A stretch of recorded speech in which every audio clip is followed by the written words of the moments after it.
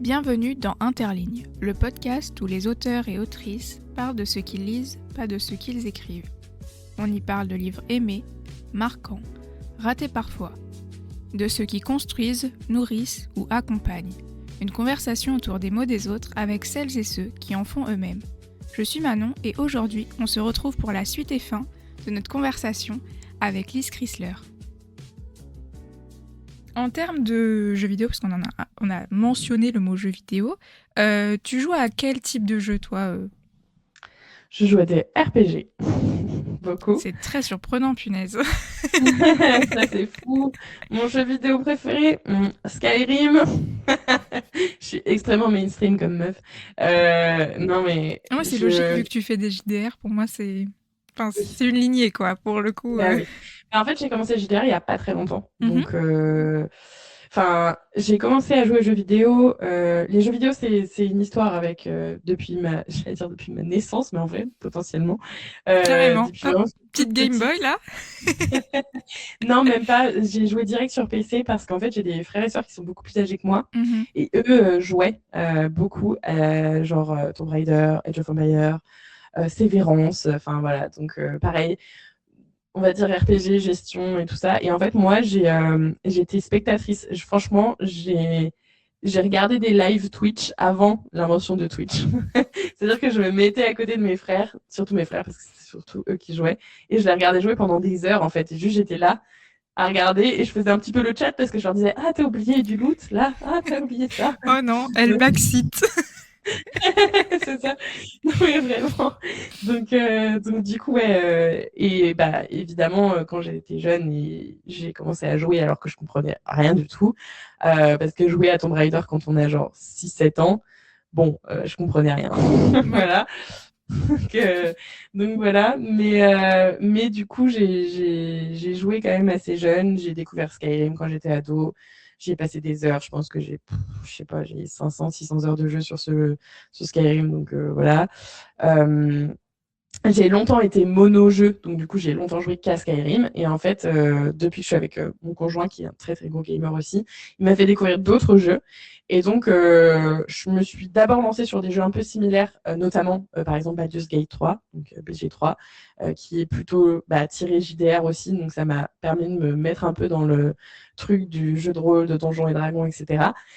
Et puis, je me suis mise à essayer d'autres choses et maintenant je joue même à la manette alors que je suis une joueuse PC. Donc, incroyable, j'ai appris à jouer à la manette et donc je joue par exemple à Hades 2 qui est un roguelite, donc rien à voir, c'est pas du tout le même fonctionnement et je suis même assez bonne. Franchement, je suis vraiment fière de moi parce que toute mon adolescence, comme je jouais sur PC, par exemple, j'étais incapable de jouer à Mario Kart, etc. J'étais vraiment Mhm. une est tellement nul, c'est-à-dire que quand on jouait avec des potes, etc., j'étais incapable de faire avancer la voiture, quoi. Il va falloir un jour que je prenne ma revanche, hein. Enfin, Ouais, oui, obligé. faut que je guérisse mon adolescente intérieure. Donc voilà, mais c'est vrai que les jeux vidéo, c'est une grosse source d'inspiration aussi pour moi. Enfin, c'est énorme, quoi. Donc voilà.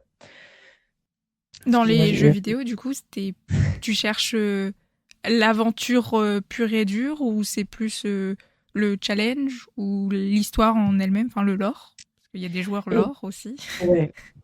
Du coup, pendant longtemps, moi, j'étais surtout joueuse de lore et histoire, parce que j'étais pas super bonne et je jouais pas pour... Enfin, j'étais pas power gaming à me Mhm. dire faut que je fasse les challenges, faut que je... Voilà, enfin, vraiment pas du tout. Je mettais le niveau facile, enfin, voilà, quoi. Et donc, je suis plutôt... j'adore, moi, ce que j'adore, c'est le loot. Donc, en fait, j'aime bien pouvoir tout... Je ne laisse jamais un coffre non ouvert. Euh, donc ouais, pendant longtemps ça a été ça. Et depuis, on va dire ouais, un an et demi, depuis que je change aussi de type de jeu, donc notamment tout ce qui est roguelite et tout, je vais un petit peu plus chercher la performance. Voilà. Je vais chercher plus dans les modes tactiques et tout, et je commence un peu plus à me challenger aussi. Donc c'est marrant de voir cette évolution qui... que je ne me serais pas cru finalement. Ouais, on est que de surprise finalement. Tu mentionnais Twitch tout à l'heure, il y a des personnes que tu suis en particulier sur Twitch? Alors, Je suis beaucoup des personnes de la sphère littéraire. J'ai pendant très longtemps participé, je le fais moins maintenant parce que je suis moins dispo à ces heures-là, mais au stream notamment de Christelle Le Bailly, de Michael Bieli. J'étais quasiment tous les soirs sur leur stream pour écrire et tout, et c'est ce qui m'a. Enfin, je pense que par exemple la Béni Césarée, ça a été écrit à 80% pendant leur stream. Donc voilà, je suis beaucoup de streamers du monde littéraire plutôt côté auteur pour les séances de cowork, etc. Après, je suis aussi des streamers plus gaming, du coup, même si je regarde pas beaucoup, en fait. Je regarde, par exemple, The Event et tout ça avec mon copain. Mais je vais pas souvent, enfin, je suis pas souvent à regarder des streams Twitch juste pour regarder des gens jouer. Dans ce cas, je regarde mon copain jouer dans ce cas-là, en fait. Donc, ou alors je joue aussi. Voilà. Donc, ouais. Ok. T'écris en écoutant de la musique ou dans le silence? J'écris en écoutant de la musique, j'ai une playlist pour chaque roman. Donc, Oh, c'est très important pour moi. Quand je commence je un comprends. projet, la première chose que je fais, c'est créer la playlist. Ah ouais, carrément, genre le premier truc c'est créer la playlist, après avoir créé l'ambiance un peu dans ta tête en Ouais, mode ça va aller vers là quoi. ouais, c'est ça. Je fais un petit brainstorming, je trouve les prénoms des persos. C'est un gros truc aussi avec les prénoms. Je mets deux, trois lignes sur ce que va raconter l'histoire, etc. Mais même avant d'avoir fait ça, parfois, quand je commence à avoir une idée qui germe, je crée la playlist au fur et à mesure. Et justement, je commence le brainstorming sur cette playlist-là aussi. Donc, c'est quelque chose qui guide énormément le roman, en fait. Ok. Ça m'étonne pas et en même temps j'ai un peu en mode waouh, tu vois. Parce que pour le coup, il y a pas mal d'auteurs qui disent bah j'ai commencé à écrire puis il y avait une chanson et ça m'a remis dans mon écriture. Ça Mm. arrive souvent que c'est ah bah ça passait à la radio et puis là j'ai eu besoin de prendre un carnet, de m'arrêter sur le bas de la route et écrire. Ouais. Ah oui d'accord quand même. Mais que ce soit l'une des premières étapes, la playlist, c'est assez drôle. Enfin, Bah, tu vois, je pense que j'ai des playlists pour des romans que j'ai pas encore commencé. Enfin, c'est même sûr. Par exemple, quand j'ai commencé à écrire Demos, donc La Bénie Césarée en premier, en fait, j'ai créé les playlists des 4 romans de Demos. mhm, Et depuis La Bénie Césarée, je fais que étoffer en fait les playlists des autres romans de Demos. Donc pendant que j'étais en train d'écrire La Bénie Césarée, quand il y avait une chanson qui m'évoquait plus l'ambiance du Prince en Terre, je mettais dans le Prince en Terre. Idem pour La guerrière de l'ours, idem pour La prêtresse maudite. Et donc La prêtresse maudite, c'est le tome 4 et La guerrière de l'ours, c'est le tome 3. Et là, je suis en train d'écrire La guerrière de l'ours, donc c'est la playlist que je vais le plus écouter. Mais pour autant, il y a des fois où j'écoute celle de La prêtresse maudite alors que je ne l'ai pas du tout encore écrit, quoi. Donc, et pour autant, il y a déjà, je pense, une quarantaine de chansons dans la playlist. ah oui, la playlist elle est là quoi. C'est dense. C'est dense. Euh, Dans les autres trucs qui peuvent inspirer, je sais qu'il y a certaines personnes qui sont inspirées par des tableaux, des sculptures, des architectures spécifiques. Est-ce que toi, tu en as dans ton imaginaire personnel avec ah bah ça, moi, ça m'inspire ou... Oui, oui. Euh, oui. Je suis très touchée par les arts picturaux, on va dire, de manière générale. Surtout la peinture, mais aussi récemment, je l'ai appris, la mosaïque. Pour ce qui est de la peinture, ouais, il y a des œuvres qui me bouleversent, et notamment Le Prince sans terre, une des grosses œuvres que j'ai liées à ce roman-là, et aussi un peu à La guerre de l'ours, c'est La belle dame sans merci. Je ne sais pas si tu vois à quoi ressemble le tableau, mais que j'aime beaucoup, et je sais qu'en vrai, dans l'univers du fantasy, il inspire énormément de personnes aussi. Et sinon, là récemment, je suis allée à Rome. C'est marrant, je pensais pas que j'allais en parler autant pendant ce podcast, mais je suis allée à Rome en novembre. Et du coup, le fait de, c'est une ville qui est extrêmement riche en termes d'architecture, et puis même pas que d'architecture d'ailleurs. Et en fait, j'ai vu beaucoup de mosaïques, et des mosaïques, alors surtout, on va dire, c'était dans des églises, donc mosaïque très portée chrétienne, chrétienté, etc., qui m'ont énormément inspirée. Je suis pas quelqu'un de full religieuse, même si pour le coup j'ai été élevée dans cette religion-là, mais c'est des choses qui peuvent énormément m'inspirer parce que je suis énormément inspirée par la religion et les religions de manière générale pour mes romans. Et là, j'avoue que ces mosaïques-là, elles m'ont un peu Ah ouais, elles m'ont fait un truc, quoi. Et du coup, j'étais en train de brainstormer sur un récit en particulier qui a rien à voir avec Demos. Et ça m'a beaucoup, beaucoup inspiré l'ambiance, etc. Et puis aussi les statues. Genre, les statues, ça me fait aussi des trucs. Les statues, c'est c'est impressionnant. Genre. En fait, je trouve qu'il y a tellement de. Enfin, moi, le bail d'une statue, déjà, de manière générale, je sais pas comment dire ça, mais c'est de la pierre, quoi. C'est un caillou. C'est un caillou. Et pour autant, il y a tellement de. Je sais pas, il y a tellement de. J'arrive même pas à trouver le mot, mais de sentiments dans une statue. Et ça m'a fait ça à Rome, dans l'église de Sainte-Cécile, où il y a une statue du coup du martyr de Sainte-Cécile, qui est absolument incroyable, vraiment, mais genre poignante. Enfin, genre, elle m'a laissé couette, quoi. Enfin, vraiment, j'avais même pas les mots quand je la voyais. Enfin, voilà. Et du coup, ouais, non, ça m'inspire énormément aussi. Non, mais c'est vrai que la sculpture, c'est un gros bloc de cailloux sur lequel on a Oui, fait des trucs. Enfin, je sais oui. pas si les gens se rendent compte à quel point la dentelle, les trucs comme ça qui sont faits dans les sculptures, Ah, mais oui. Non, mais c'est un morceau de caillou. Ouais, c'est un caillou. Non, mais littéralement, c'est un caillou, quoi. Et d'ailleurs, bah, justement, quand je vois une statue aux traits si vifs, et bah, notamment cette statue du martyr de Sainte-Cécile, où en fait, il y a un voile qui couvre la tête donc de Sainte-Cécile. Et en fait, je devais me répéter, je le voyais, et je devais me répéter, ce n'est pas du tissu, c'est un caillou.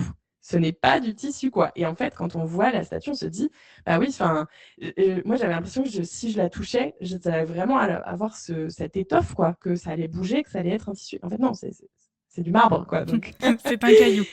c'est un caillou. Voilà. Non, mais Donc, c'est vrai qu'ils ont une. Enfin, pour moi, les sculpteurs, c'est vraiment ceux qui ont la conscience du mouvement le plus. Enfin, il faut ah ouais. savoir que le tissu il va tomber comme ça, mais du coup c'est pas du tissu vu que c'est de la pierre. Tu fais comment tes tests? Je ne sais pas.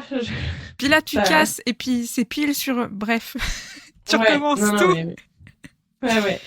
Non mais Ouais, ouais, incroyable. c'est Je, incroyable. je trouve ça toujours très impressionnant. Enfin, de toute façon, les gens qui écoutent le podcast le savent. Je suis une musézouse. J'adore les musées. J'adore l'art. J'adore passer des heures à regarder un seul tableau. Ça me gêne pas du tout. Bah, j'espère que tu es déjà allé à Rome. Parce que Pas franchement, encore, c'est le pas souhait. encore, mais ça C'est va le être dans souhait. ma liste. Je vais faire Rome. J'ai fait l'année dernière, il y a un an tout pile.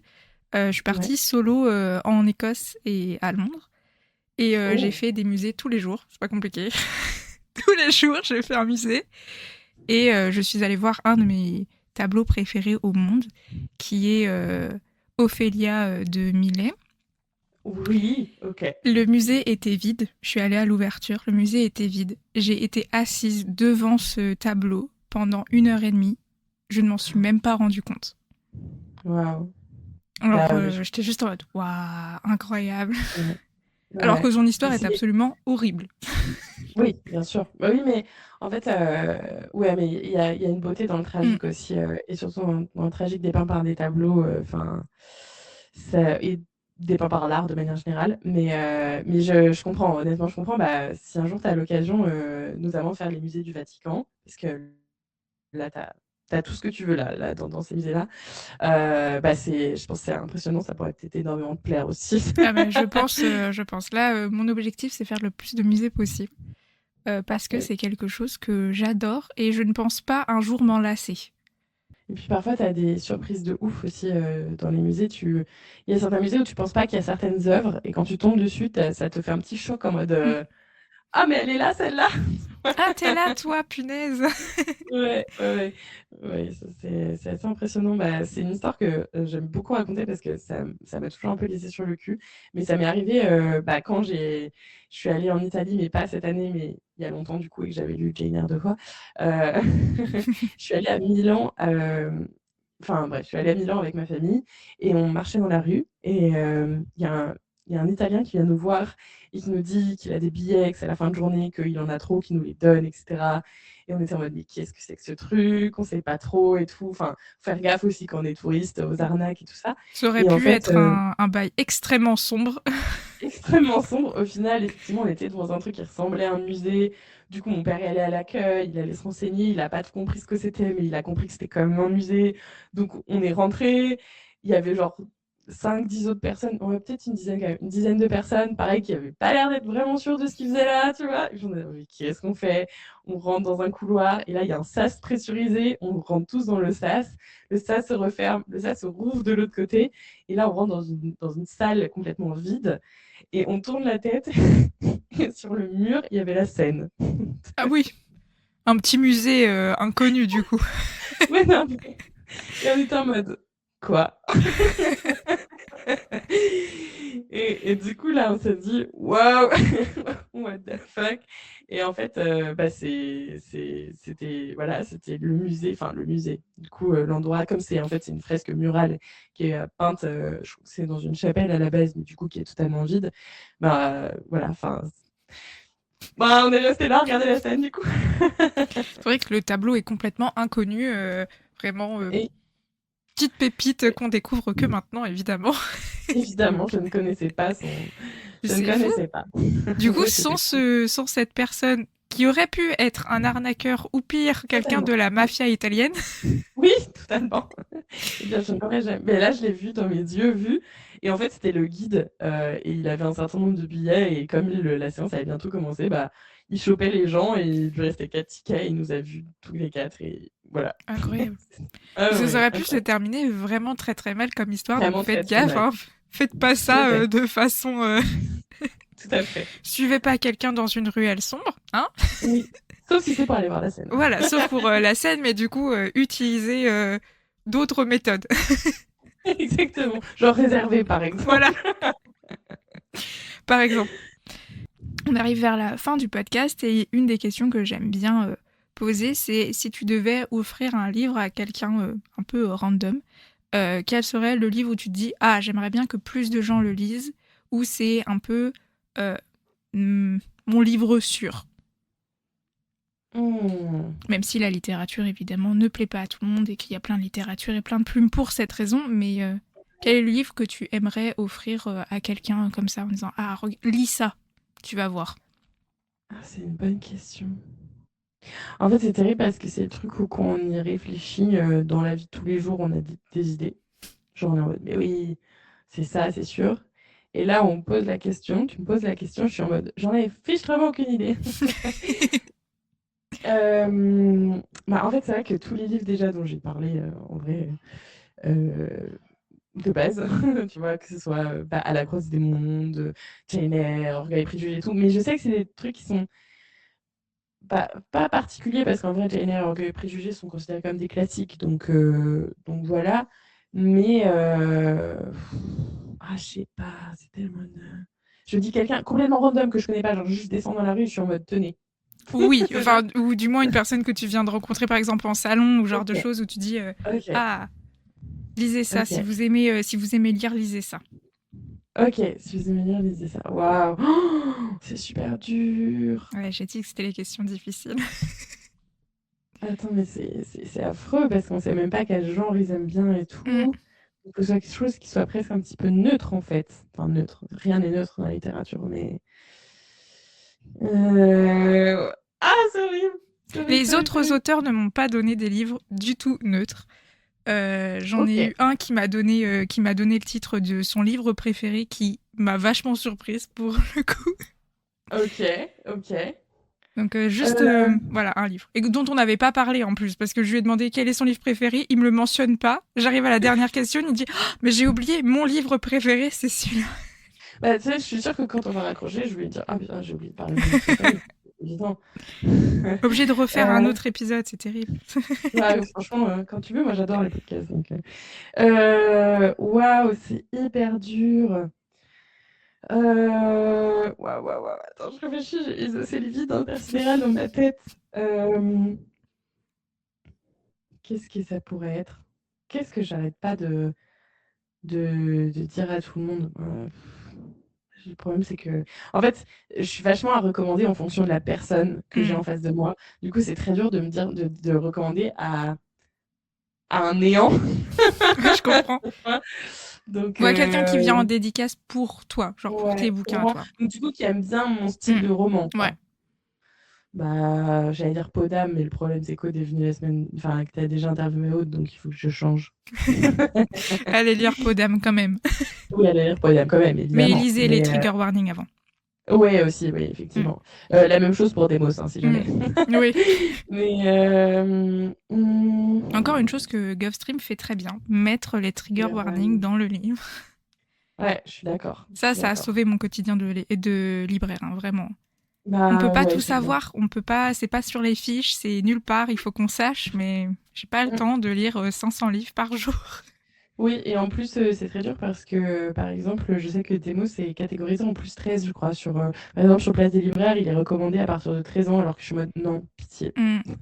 Moi, je l'aurais pas mis à partir de là. Je l'aurais mis comme Podam, je pense, à partir de 15-16 ans, quoi. Ouais, c'est ça. Mais il est souvent sur les sites de vente, en fait, répertorié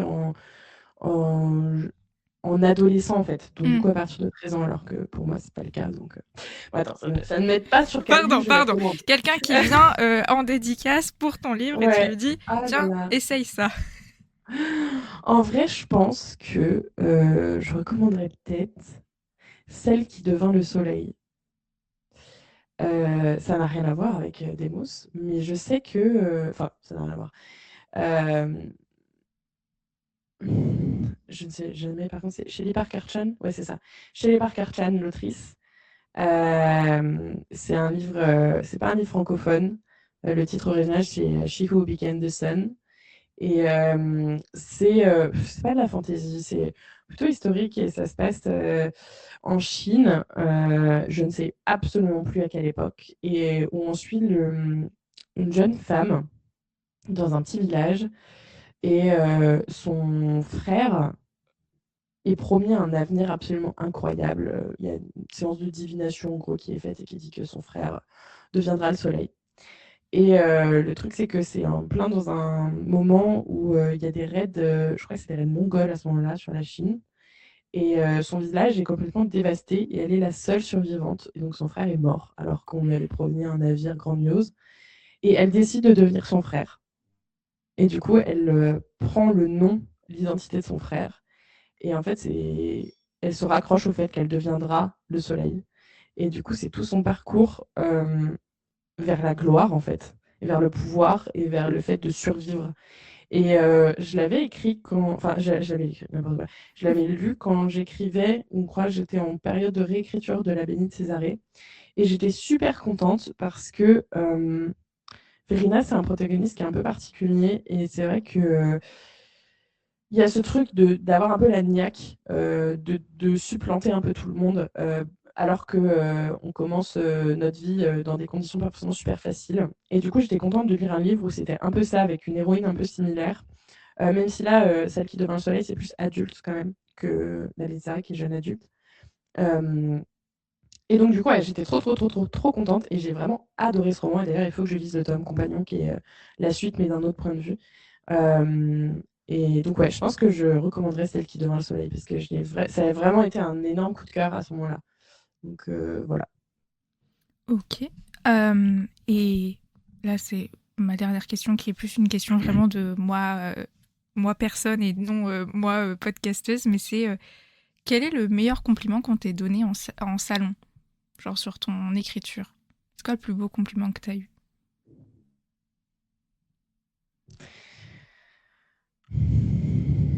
En salon? Ouais, ou sur ton écriture, quoi. Ok. En vrai, j'ai eu plein de compliments. J'ai eu plein de compliments. Non, mais c'est important de voir le positif parce que c'est compliqué dans le monde dans lequel on vit quand même. C'est vrai. Bah, j'ai eu aussi plein de pas compliments. D'ailleurs, ça m'a fait tellement rire. Il y a eu une chronique sur... Pardon, du coup, ça répond pas à la question. C'est répond, vas-y. Sur la Bénite Césarée qui disait que les paroles de Verina étaient tellement creuses qu'on aurait dit François Bayrou. Ça m'a tellement fait rire. C'est vraiment... c'était exceptionnel. Je crois que j'ai explosé de rire. C'est très drôle. C'est faux, mais très drôle. Non, mais franchement, c'était très drôle. Et je crois que ce commentaire-là aussi, c'était le même...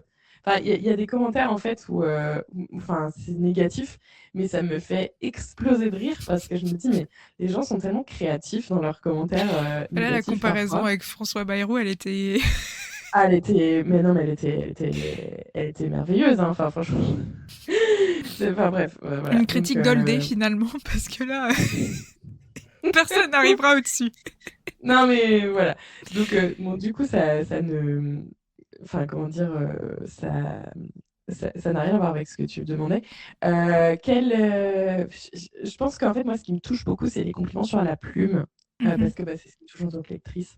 Donc, quand je vois même des chroniques mitigées qui n'ont pas été forcément convaincues par l'histoire, euh, mais qui, euh, mais qui disent qu'en fait, dans tous les cas, ils ne peuvent pas enlever le fait que le roman a bien été écrit.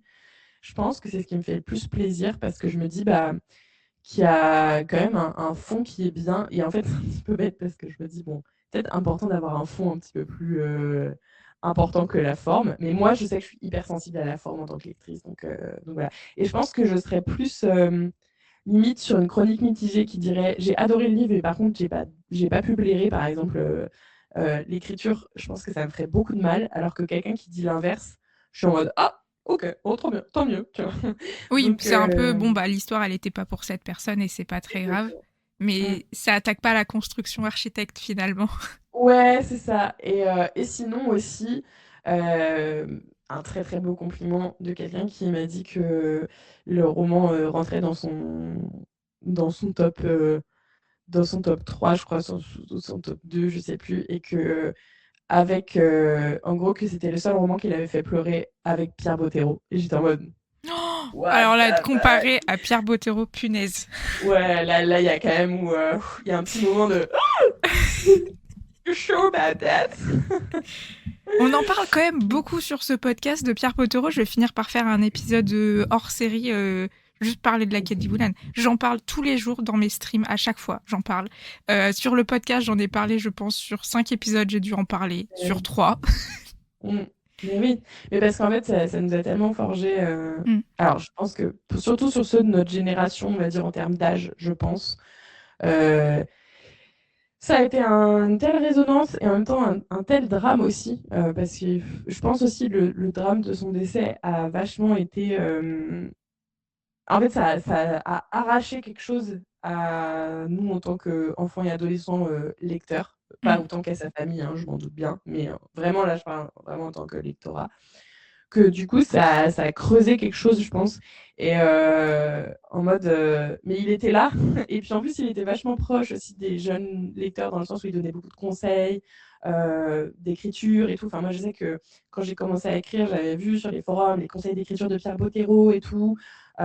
Du coup, bah, je pense qu'il y avait une présence en fait de cet auteur-là. Et puis, ouais, il est décédé en plein milieu de certaines séries. Je pense à Acom Assassination. Enfin, voilà, c'est. Non, Acom Association. Association, oui. Puis il y Assassination, a les oui, âmes c'est ça. croisées aussi qu'il a Mm. pas pu finir. Enfin, Oui, bah ouais. Et moi c'est d'ailleurs, j'avais, dramatique. j'avais appris son décès en lisant Acom Association, en lisant le décès de son personnage en fait. Je savais pas qu'il était décédé à ce Ah moment-là. ouais. Mais dans A comme association, en gros, pour ceux qui ne connaissent pas, c'est une série qu'il a écrite avec Eric Lhomme, si je ne dis pas de Oui, bêtises. c'est ça. Et en fait, il y avait deux points de vue. Et donc, une protagoniste féminine qui était écrite par Pierre Bottero et un protagoniste masculin qui était écrit par Eric Lhomme. Et cette protagoniste meurt dans la série. Et en fait, elle décède bah, parce que justement Pierre Bottero était décédé. Et elle décède dans un accident de moto d'ailleurs, comme Pierre Comme lui. Bottero. Mm. Et du coup, moi j'étais en mode, mais waouh, mais pourquoi elle est morte? Et c'est à ce moment-là, en fait, que j'ai appris, parce que bah, c'était un moment donné aussi, on était vachement. Enfin, moi, j'étais vachement moins loin des réseaux et Internet, tout ça. Et c'est en fait en lisant ça que j'ai appris, que j'ai compris que Pierre Bottero était décédé. Ça m'a fait un tel choc Mm. psychologique que c'est quelque chose qui est gravé dans ma tête à jamais, quoi. Enfin, Ah, moi, voilà. je me souviens du choc aussi, hein. Moi, je suis rentrée dans la quête d'Ioulen un peu tard, entre guillemets. Enfin, tard.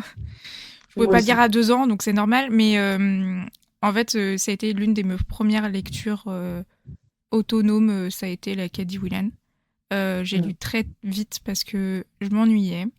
Et j'ai appris à lire toute seule, en fait, parce que je me faisais chier en maternelle, en fait. Voilà. Et du coup, mes parents m'ont soutenue là-dedans et m'ont mis rapidement en mode, bah tiens, essaye de déchiffrer ça, essaye de déchiffrer ça. Puis j'ai lu. Et donc je lis, machin, donc ça va. On est en 2006, là, par là, donc ça va, je lis. Puis j'arrive sur Les âmes croisées. Je vois le gros tome, je suis en mode, ah, je vais en avoir pour longtemps. Je lis, bon, je l'ai lu très très vite. Et après, je suis en mode, bon, la suite, elle sort quand ? Cherche sur Internet. Voilà. C'est comme ça que j'ai appris qu'il était décédé, du coup, en 2008. Et moi, j'étais juste en mode, bah ouais, mais non. Ouais. Ah non, mais... Et c'était... Enfin, ça a vraiment fait une onde de choc dans tous les lecteurs qui étaient là, les lecteurs de fantasy, etc. En plus, c'était un des rares auteurs de fantasy francophones à ce moment-là. Il y en avait quand même vraiment pas beaucoup.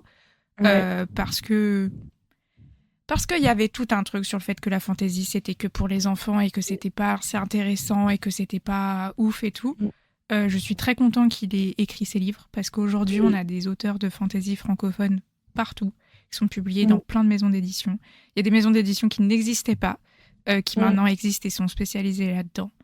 Et je pense que la fantasy, enfin moi du moins c'est ce que je cherche quand je le lis et que j'ai trouvé dans Demos, c'est que je cherche à comprendre comment les gens pensent quand ils ne sont pas moi. Et dans la fantasy, bah, ça donne cette excuse parce que du coup le monde c'est pas le même. Bah oui, de ouf. Donc du coup ils sont obligés de penser différemment puisqu'ils sont pas dans le même monde. Tout à fait. Je suis et du coup, d'accord avec toi. C'est ça que je cherche et j'avoue que Pierre Bottero a été l'un des auteurs qui, je pense, m'a le plus marqué dans toute ma vie et me marquera encore pendant très longtemps. Vu comment j'en parle, je pense que je vais saouler tout le monde avec. Non, mais tu peux, et en fait, je pense qu'il a vraiment un peu, entre guillemets, entraîné la relève de l'imaginaire francophone. Et tu vois, il y a aussi le fait qu'il faisait énormément d'interventions scolaires. La preuve étant que ma sœur, oh là là, je l'envie tellement, ma sœur l'a eu en intervention scolaire. Incroyable. Et alors, petite anecdote, j'adore les anecdotes. Vas-y. J'étais avec une de mes potes qui est autrice aussi, qui s'appelle Julia. Je lui fais des bisous. On était chez moi, petit week-end entre autrices et tout, ma sœur était là. On parle de Pierre Bottero, parce qu'on parle de Pierre Bottero, évidemment. Ma sœur dit Pierre Bottero, mais oui, mais il était venu dans notre collège, voilà, l'école. Et je suis en mode pardon, comment ça, c'est-à-dire ? Elle me dit bah oui, j'ai un autographe de lui quelque part. Et comment ça, quelque part ? Comment ça, il n'est pas sous vitre avec alarme ? Qu'est-ce que tu es en train de me balbutier là, enfin qu'est-ce que tu me racontes ? Elle me dit oh bah il doit être en haut et tout. Je dis bah en fait écoute-moi ma belle, tu vas descendre tout de suite ton coffret là de lettres de souvenirs de toute ton enfance là, et puis on va chercher ensemble. Et effectivement elle est descendue, on a cherché et on a trouvé une feuille bleue sur laquelle il a fait un petit dessin et il a écrit un petit mot à ma sœur et tout, signé de sa part. Et du coup, comme on était en week-end d'écriture avec Julia, on l'a mis à côté de nous et on a écrit avec cet autographe de Pierre Bottero en mode hôtel à notre Dieu à tous. Aïe. Mais c'est une trop belle histoire. Enfin, se dire, ah bah oui, ça doit être quelque part par là. Genre, attends, comment ça ? Vraiment, mais Julia et moi, on l'a regardé en mode, mais waouh, tu peux pas dire ça comme ça. Ma sœur n'est pas du tout une grosse lectrice et du coup, pour elle, ça. Enfin, voilà quoi, ça c'est. Mais c'est un bout de papier. Mais oui, de ouf. Et c'est en mode, ah, il y a un auteur qui m'avait fait une dédicace quand j'avais 11 ans et moi je suis en mode, Bottero. Donc bon. Je pense que j'aurais pleuré et pas, enfin, j'aurais pas réussi à lui dire quoi que ce soit si je l'avais rencontré. En plus, à l'âge où j'avais, j'aurais été juste en mode, voilà. Ouais, de ouf. Mais ouais. Ah là là. Mais je pense vraiment notre génération et ta génération surtout d'auteurs. Je pense que c'est que des personnes qui ont entendu parler, sinon lu et apprécié Pierre Bottero. Et je pense que sans lui, on n'aurait pas autant d'auteurs et ce serait vachement triste. Je suis assez d'accord avec toi. Et quand j'ai vu, enfin, je sais pas si tu avais pu entendre, parce que le Salon du Livre de Paris, on est très occupé en tant qu'auteur, donc voilà. Mais en 2025, il y avait du coup eu une sorte de table ronde autour de la quai d'Iwilan et où il y avait du coup la fille de Pierre Bottero qui était là. Ah non, je savais pas du tout. Et c'était salle comble. Il y avait plus de place. Bon, moi, j'ai pleuré parce que je suis une personne extrêmement émotive et voilà, j'ai beaucoup pleuré. Et en fait, il y avait beaucoup, beaucoup de monde. Et il y avait des enfants. Ah ouais. Et moi, j'étais juste en mode, ça y est, en fait, c'est bon. Ouais. Le bouquin, il va pas mourir, il tombera pas. Bah non. Bah, c'est sûr que non. Tu vois, moi j'ai un ami par exemple, il sait que si un jour il a une fille, il l'appellera Elana parce que ça l'a marqué de ouf, alors que c'est quelqu'un qui est pas extrêmement lecteur. Et je lui ai dit, mais tu sais, ils ont sorti une version collector de Elana il y a pas longtemps. Il est en mode, bah il faut que j'achète en fait. Et genre voilà quoi, et il le sait et c'est quelque chose que et du coup bah fatalement si effectivement un jour il a une fille, je pense qu'il lui fera lire et voilà et enfin ce sera le cercle J'espère qu'elle le sera aussi forte que Elena, avec un peu moins de tragédie dans l'enfance quand même. Oui, je lui souhaite aussi. Je lui souhaite pas les tragédies, mais je lui souhaite la force d'Elena Ouais, quand même, qui la force de caractère. incroyable. Pour moi, c'est mon personnage préféré de tous les Bottero, c'est Elena pour son côté badass. Enfin, j'avais vraiment envie d'être comme elle en fait, d'être aussi forte, aussi. Non mais tu te tais, je veux pas ton avis, je sais ce que je fais. Ouais. Et puis Je bon, pense que genre, vraiment quoi. c'est une des premières meufs badass de la fantasy francophone. Et d'ailleurs, toujours imitée, jamais égalée. Mais c'est vrai qu'elle était badass, mais sans être. Comment dire C'était. Je la décris un peu comme une Lara Croft, mais sans le male gaze. Oui, de ouf. Et du coup, Oui, elle est giga cool, quoi. Il y avait ouais, une dame au Salon du Juif de Paris qui avait dit qu'elle avait accouché et que sa fille s'appelait Elena. Grâce à ouais. ça. Et moi, bon, alors j'étais déjà en larmes. Ça faisait déjà 10 minutes que je pleurais. Et il y avait ma collègue qui était à côté de moi, qui est traductrice aussi. Et puis on s'est retrouvés là. On savait même pas qu'on allait être là toutes les deux. On s'est retrouvés dans la file pour rentrer. Enfin, vraiment, Mais non. c'était Incroyable. trop drôle. Qui me dit, mais ça va aller. Je fais, non, moi là, Là, je sature. je peux pas. Là, il y a un bébé qui va porter le nom d'une personne absolument incroyable, qui est Ouais. liée à un univers qui a forgé tellement de gens. Et on Ouais. sentait l'émotion, elle était palpable chez tout le monde, même chez les gens qui pleuraient pas.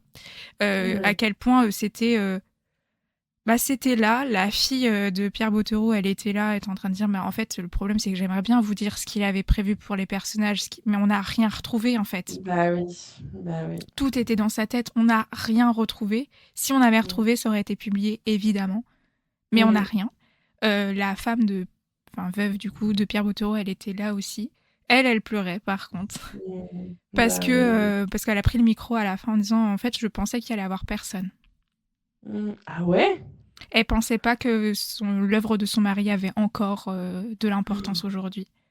Ouais, c'est... Et nous, on était juste en mode, mais en fait, il y a des gens qui attendent dehors tellement il y a du monde, en fait. Bah oui, c'est sûr. Enfin, c'est même pas... ça a une résonance telle que... Enfin, vraiment, moi, tu vois, je sais que quand il y a la question, si tu pouvais manger avec une personne décédée ou machin, tu sais, genre les trucs en mode personnalité Ouais. historique ou artiste, etc., machin, je réponds toujours Pierre Bottero. Ah, moi, j'aurais trouvé même.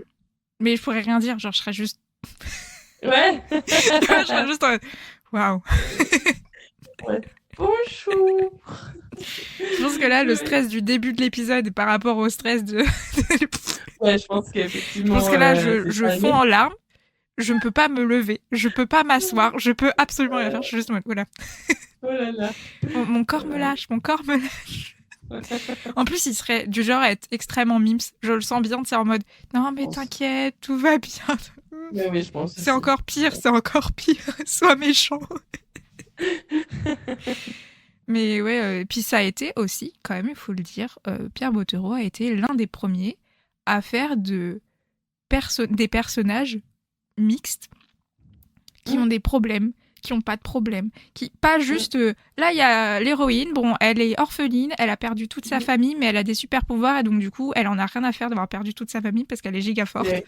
Et tu sais, juste mais c'est pas logique.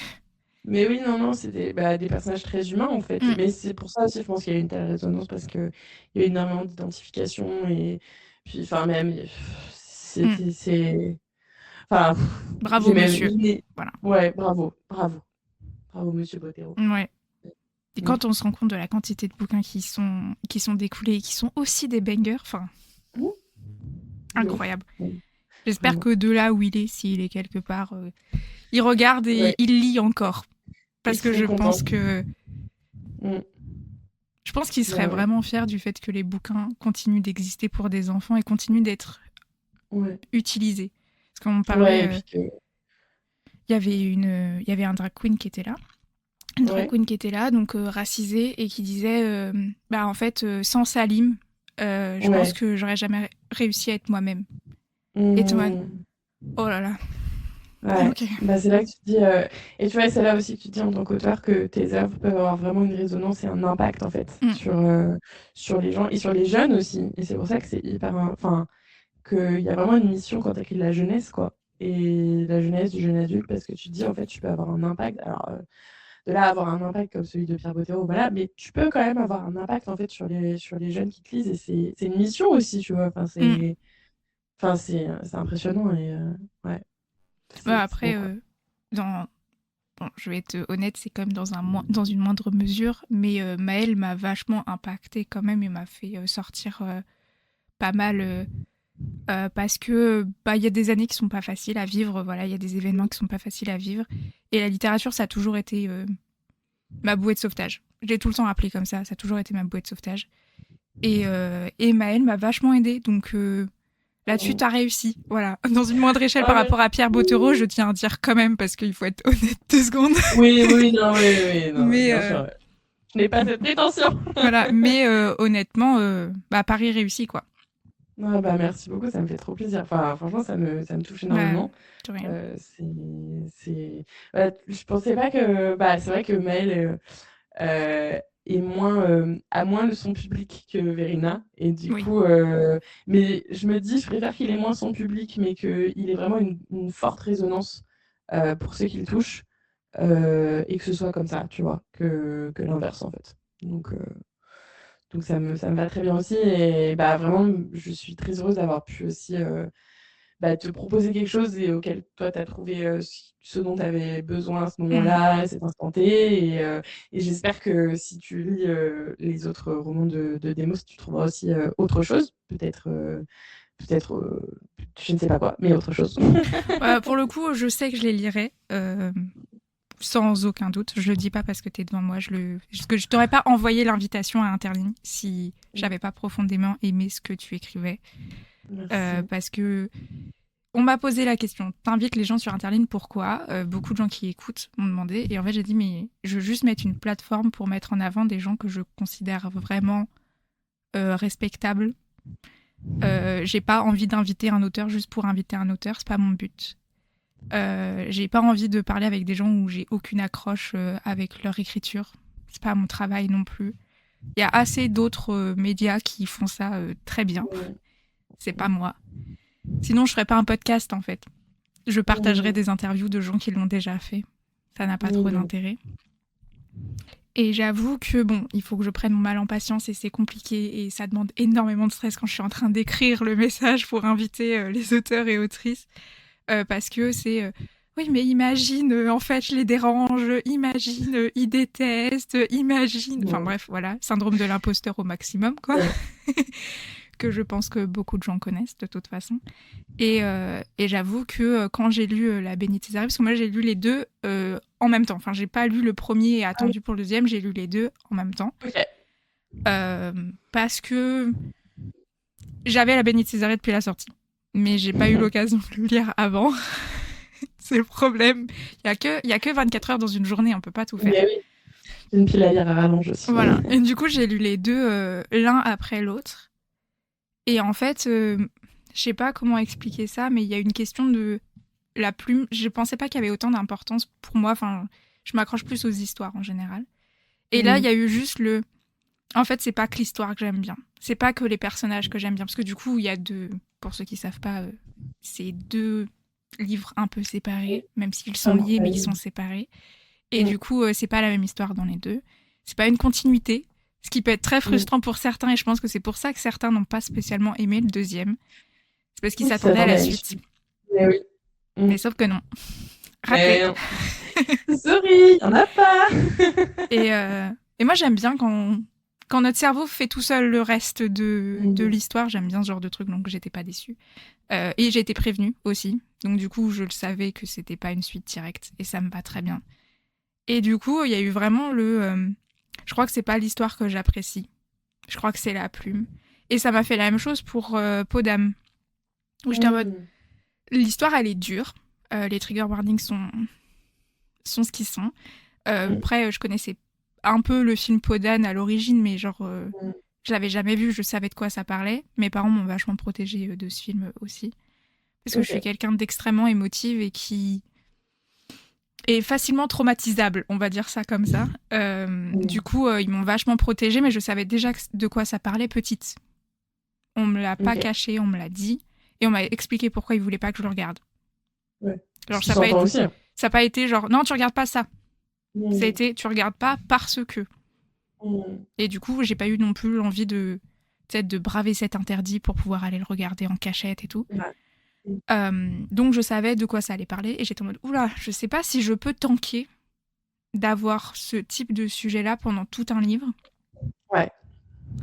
Et en fait, je crois que la plume d'Aude m'a entièrement amenée à lâcher prise sur mes propres émotions. Alors j'ai beaucoup pleuré, j'ai été révoltée, j'ai eu des moments où j'étais en mode je vais vomir, c'est horrible. Voilà. Ouais. Mais elle m'a servi. C'est une lecture qui m'a servi.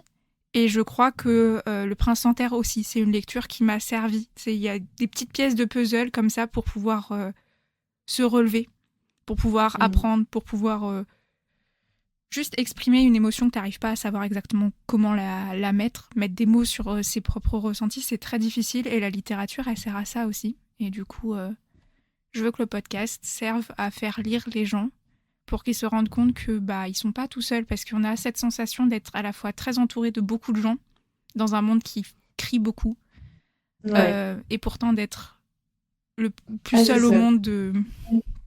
Ça peut énormément renforcer le sentiment de solitude, en fait. Voilà. Tout à fait. Et du coup, avec Interligne et avec mes streams, j'essaye de faire que les gens se rendent compte qu'ils sont pas tout seuls. Et qu'ils n'ont pas besoin d'être tout seuls. Voilà.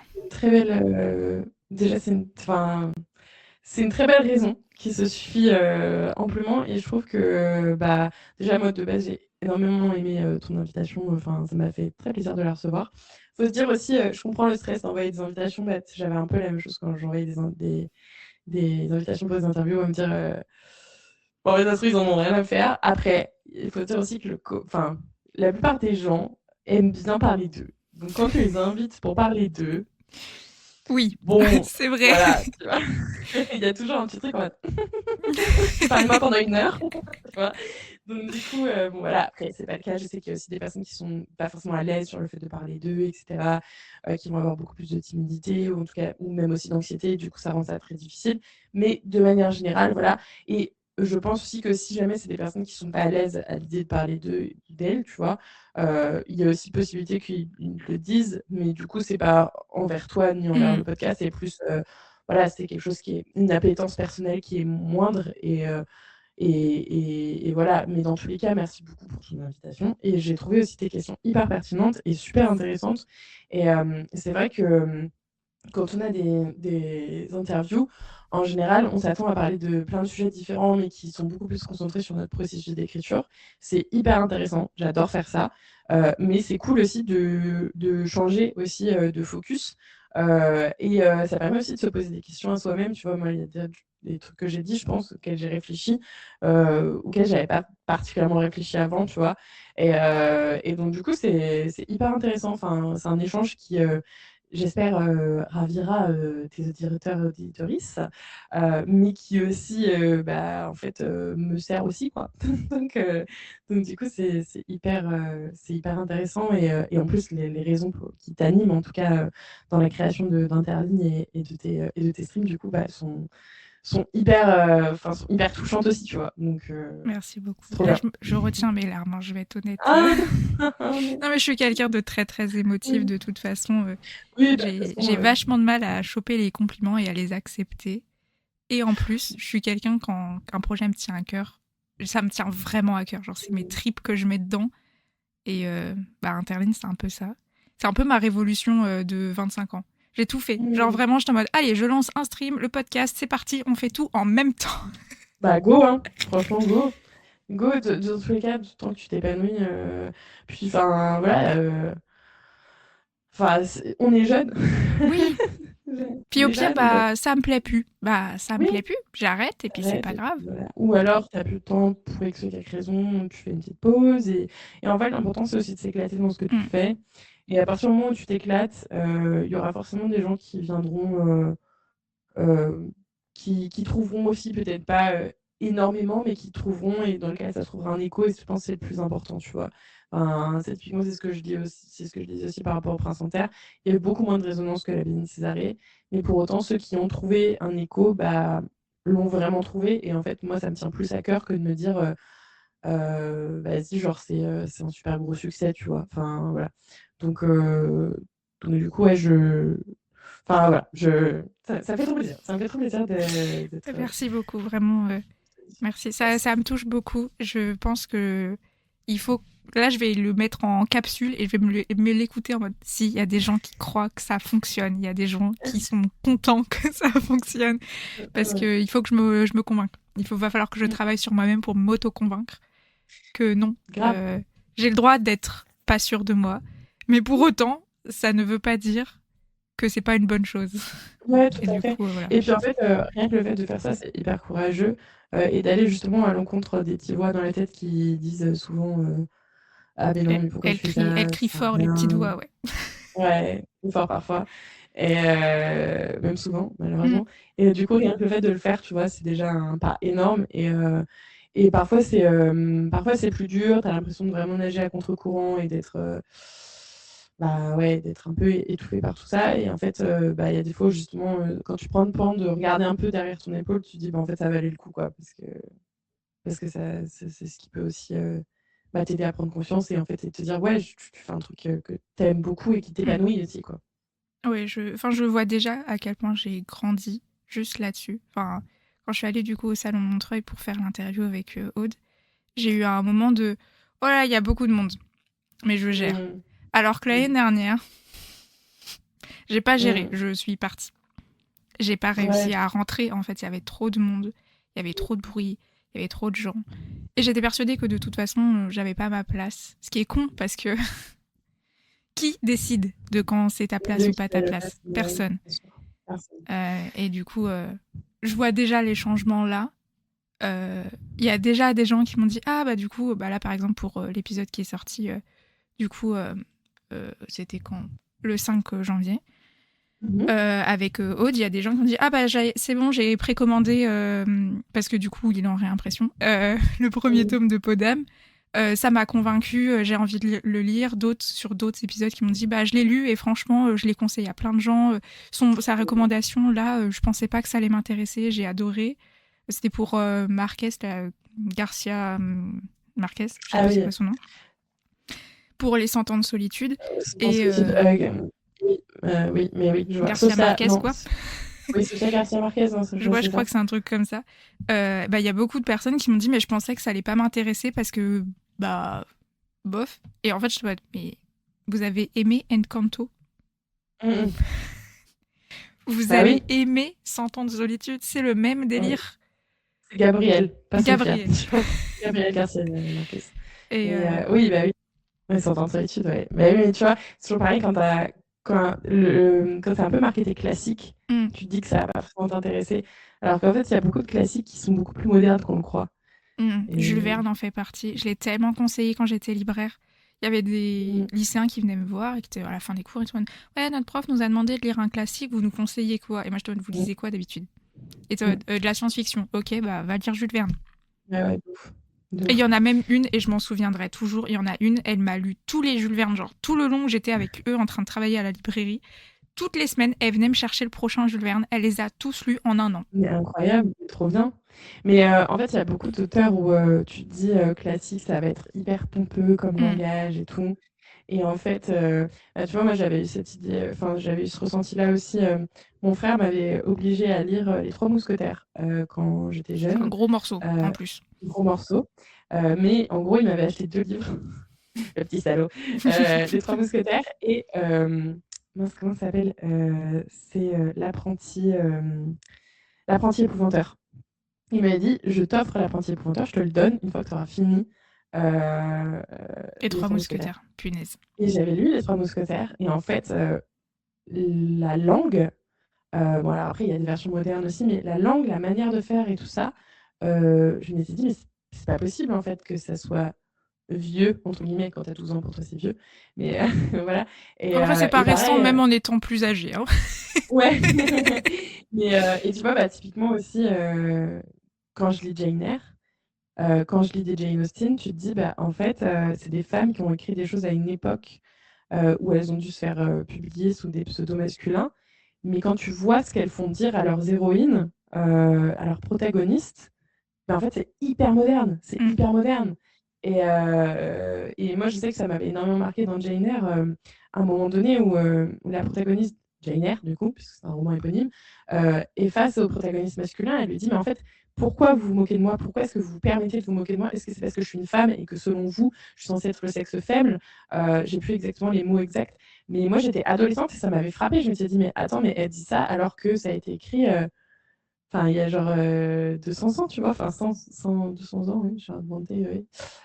Donc du coup, et en fait, c'est des trucs où, enfin, ouais, il y a plus qu'on croit dans ce qui est marketé comme classique, quoi. Après, il y a des romans qui sont très pompeux quand même, mais c'est Oui. pas tous. Et en fait, c'est pas tous. les peu très pompeux, parce qu'il y en a vraiment, franchement. Oui. Voilà. Oui. Et puis il y en a des très récents qui se prennent pour des classiques aussi et qui sont très pompeux et que franchement je recommanderais pas non plus. Mais il y a beaucoup de modernité dans certains et à partir de quand on considère que c'est un classique, pas un classique ou autre? Oui, tout à fait. Parce que finalement on va commencer à avoir des bouquins de fantasy qui vont devenir des classiques. Je pense notamment au Seigneur des Anneaux qui a l'âge d'être dans les classiques et a le nombre de ventes aussi puisque il est en nombre de ventes juste en dessous de la Bible. Voilà. Donc quand même, genre, la Bible, le Seigneur des Anneaux, quoi, le classement de fou. Ça fait quelques ventes. Est-ce que pour autant il est pompeux? Non. Est-ce qu'il est accessible à tout le monde? Par contre, non plus. Le Seigneur des Anneaux reste une lecture non accessible dans les bouquins de Tolkien. Mais autant lire le Hobbit. Je pense que le Hobbit est plus accessible. Le Hobbit, les contes de Noël aussi. Je sais plus comment il s'appelle en français. En anglais, c'est vraiment Christmas Tales, donc je sais pas comment il s'appelait en français. Qui doit être traduit quand même par Daniel Lauzon de toute façon. Qui est très accessible parce qu'ils sont faits pour des enfants aussi. Alors que le Seigneur des Anneaux est fait pour des adultes, donc forcément moins accessible. La même ambiance. Mais ouais, on commence à avoir de la fantaisie dans des classiques. Est-ce que ça veut dire que c'est pompeux? Non. Est-ce que ça veut dire que c'est pour tout le monde? Non plus. Mais comme tous les livres de toute façon. Tout à fait. Il y en a pour tout le monde. Voilà. Et sur ce, je vais couper l'épisode là. Je te remercie encore une fois d'avoir accepté et d'être venu avec autant d'authenticité sur ce podcast. Merci vraiment beaucoup. C'était Interligne, une conversation autour des lectures qui marquent, qui nourrissent ou qui déroutent. Merci d'avoir écouté cet épisode et pour ce voyage entre les pages. Et un énorme merci à Lise Chrysler pour cet enregistrement hors du temps. N'hésitez pas à lire son travail, Demos, à partir de 15 ans. Une review lecture est disponible sur mon Instagram de lecture et les trigger warnings sont disponibles en début d'ouvrage. Suivez-la sur les réseaux sociaux pour découvrir ses prochaines parutions. Si vous avez aimé notre discussion, parlez-en, partagez-la et surtout, continuez à lire. On se retrouve très vite avec un ou une nouvelle invitée et d'autres lectures à découvrir.